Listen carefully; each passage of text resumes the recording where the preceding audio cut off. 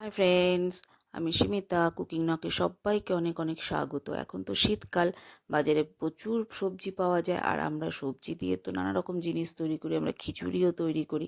তাই সবজি দিয়ে যদি পোলাও রান্না করা যায় তাহলেও কিন্তু সেটা খেতে খুবই ভালো হয়।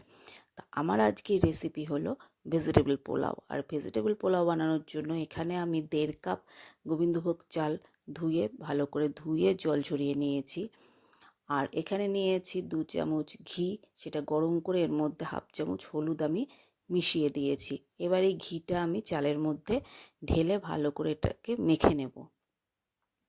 ঘিটা চালের মধ্যে ঢেলে দিলাম। এবার এই ঘিটা আমি চালের সাথে খুব ভালো করে মেখে নেব।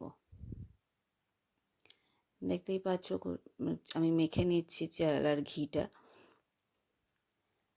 দেখো, এটা খুব সুন্দর করে কিন্তু মাখা হয়ে গেছে। আর এখানে আমি নিয়েছি পনির, ছোট ছোট করে ফুলকপি কেটে নিয়েছি, মটরশুঁটি নিয়েছি, আর নিয়েছি কাজু কিশমিশ। কড়াতে আমি দিয়ে দিচ্ছি 3 টেবিল স্পুন সাদা তেল। আমি দিয়ে দিলাম। তেলটা গরম হয়ে গেছে। এবার এর মধ্যে আমি দিয়ে দিয়েছি ছোট্ট করে যে পনিরগুলো আমি কেটে রেখেছি, সেই পনিরগুলো আমি এর মধ্যে দিয়ে দিলাম। আর দেব সামান্য একটু লবণ। দিয়ে দিলাম। এবার পনিরটাকে আমি একটু ভেজে নেব।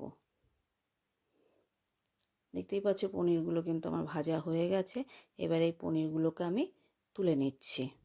এবার ওই তেলেই আমি দিয়ে দিচ্ছি ছোট ছোট করে যে ফুলকপিগুলো কেটে রেখেছি, সেই ফুলকপিগুলো আমি দিয়ে দিলাম।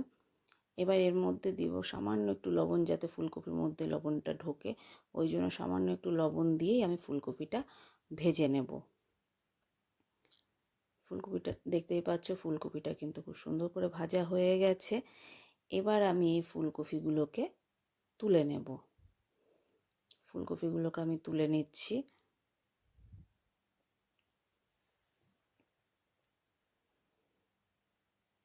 দেখতেই পাচ্ছ ফুলকপিগুলো কিন্তু আমি তুলে নিলাম।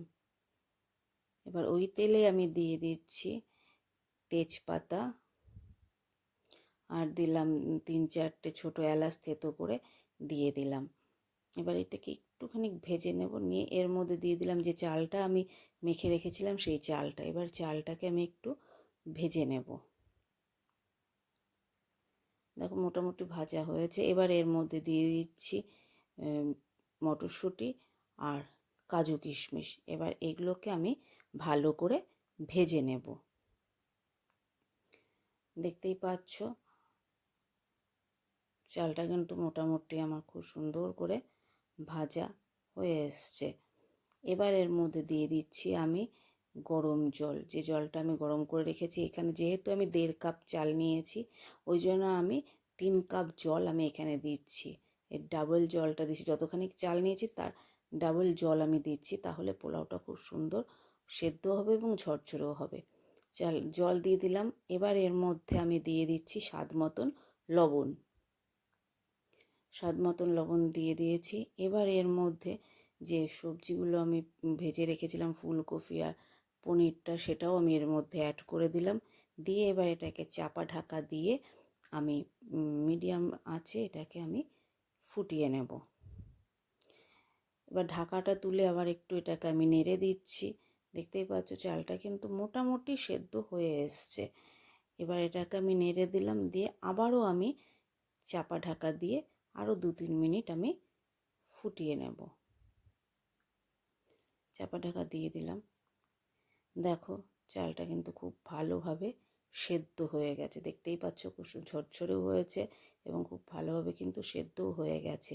এবার আমি এখানে দিয়ে দিচ্ছি 2 চামচের মতন চিনি। যেহেতু ভেজিটেবল পোলাও, এটা একটু মিষ্টি না হলে ভালো লাগবে না খেতে, ওই জন্য আমি এখানে 2 চামচ চিনি অ্যাড করে দিলাম। দিয়ে এবার চিনিটাকে এটার সাথে ভালো করে মিশিয়ে নেব। দেখো খুব সুন্দর করে কিন্তু মিশিয়ে নিলাম।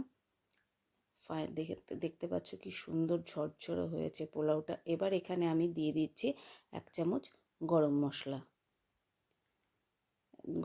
দিয়ে দিলাম। এবার পোলাওটা আমি ভালো করে মিশিয়ে নেব গরম মশলার সাথে। তো ফাইনালি কিন্তু রেডি হয়ে গেছে ভেজ পোলাও। দেখতেই পাচ্ছ খুব সুন্দর ঝরঝরেও হয়েছে। পোলাওটা দেখতেই পাচ্ছ খুব সুন্দর হয়েছে। এবার এটাকে আমি একটু চাপা ঢাকা দিয়ে 1-2 মিনিটের মতন রেখে দেব, তারপরে নামিয়ে নেব। তো ফাইনালি রেডি ভেজ পোলাও। দেখো খুব সুন্দর কিন্তু হয়েছে আর ঝরঝরেও হয়েছে পোলাওটা। ভীষণই ভালো হয় এরকমভাবে পোলাও রান্না করলে কিন্তু। তাহলে তোমাদের রেসিপিটা কেমন লাগলো অবশ্যই জানিও। আর বলবো তোমরা একবার বাড়িতে একটু ট্রাই করে দেখতে পারো, ভীষণই ভালো হয় খেতে। আর রেসিপিটা যদি ভালো লেগে থাকে তাহলে একটা লাইক দিয়ে আমার পাশে থেকো। চলো তাহলে আজকে এই পর্যন্তই। আবারও আসবো অন্য কোনো দিন অন্য কোনো রেসিপি নিয়ে। তোমরা সবাই খুব ভালো থেকো, সুস্থ থেকো। আজকের মতন টাটা।